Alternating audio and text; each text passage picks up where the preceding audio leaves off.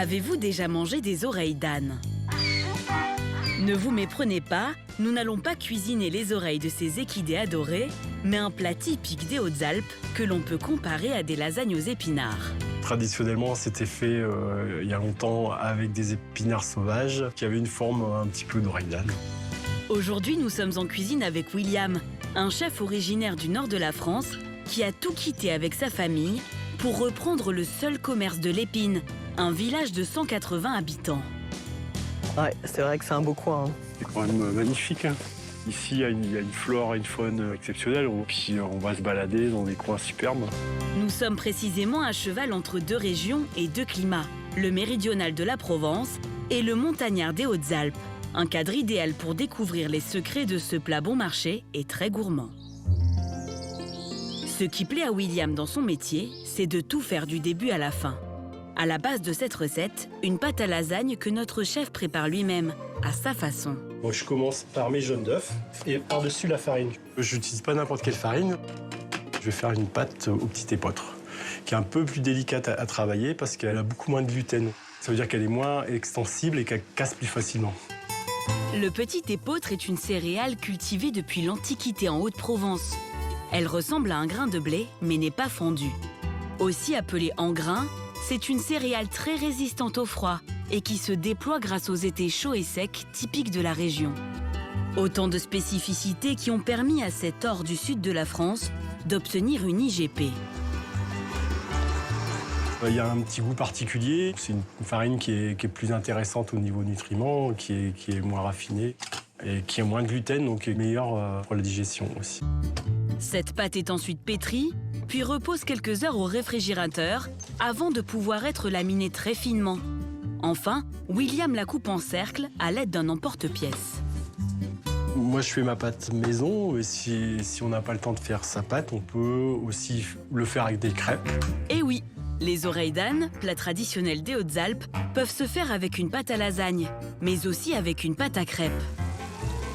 Concernant les pâtes de William, il les plonge une petite minute dans une eau bouillante salée. Hop, et je les plonge dans l'eau. Ça stoppe la cuisson. C'est cette cuisine familiale et locale qu'adore William. Avant d'être chef, il a travaillé dans l'industrie et la musique, avant de tout quitter pour la gastronomie dans les années 90. Je jouais de la guitare. Mais maintenant, je joue du piano.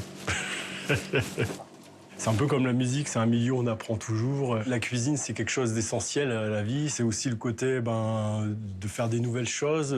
J'essaye d'être sincère, en fait. J'aime bien qu'on m'apprécie par ce que je fais, en fait, par ce que je suis réellement. Et la cuisine, c'est un peu ça, quoi. C'est super captivant, passionnant, quoi.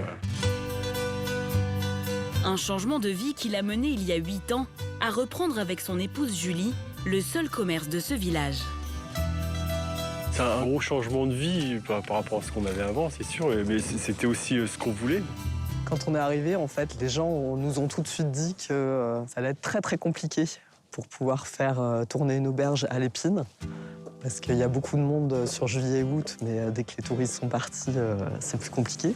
Et en fait, ça a été très très vite, très très fort. Si on peut faire passer un message, c'est que pour tous ceux qui ont envie de revenir à un cadre rural, il y a du potentiel. Surtout si on fait de la qualité et qu'on y met du cœur, on peut y arriver, quoi.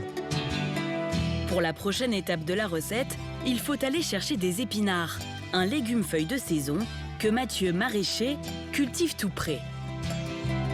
Salut Mathieu. Oh, salut William.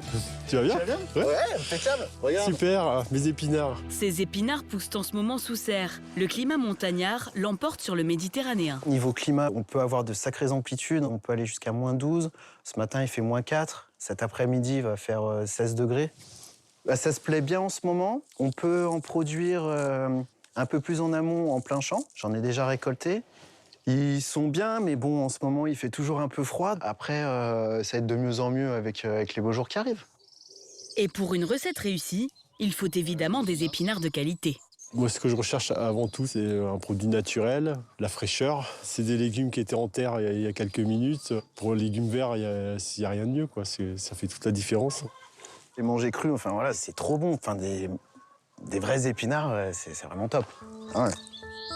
On va arriver à un truc extraordinaire. Retour en cuisine, William fait revenir ses jolies feuilles et les taille avec une gousse d'ail. Ensuite, il confectionne une béchamel avec de la farine, du beurre et du lait. Le but, c'est d'avoir une béchamel assez compacte, pas trop liquide, parce que déjà, on va intégrer les épinards qui vont rendre un petit peu d'humidité.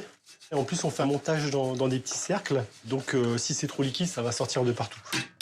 Et je vais juste ajouter le pecorino haché. Donc je vais en mettre une partie et je vais en garder une partie pour faire mon montage. On peut prendre du pecorino, du parmesan, du comté, enfin vraiment ce qu'on veut. Si on est dans le nord, on peut prendre du maroilles aussi. Bon, à ce stade, j'ai plus qu'à rajouter mes épinards. Vient le moment délicat d'assembler le tout dans des moules. Donc en général, je fais 3 étages. Et je finis par une couche d'épinards avec du pecorino. Maintenant, il n'y a plus qu'à enfourner 10 minutes dans un four préchauffé à 200 degrés. Et voilà, c'est prêt. Voilà, il n'y a plus qu'à déguster les oreilles d'âne. Peut-être une bonne façon de faire découvrir les épinards aux enfants.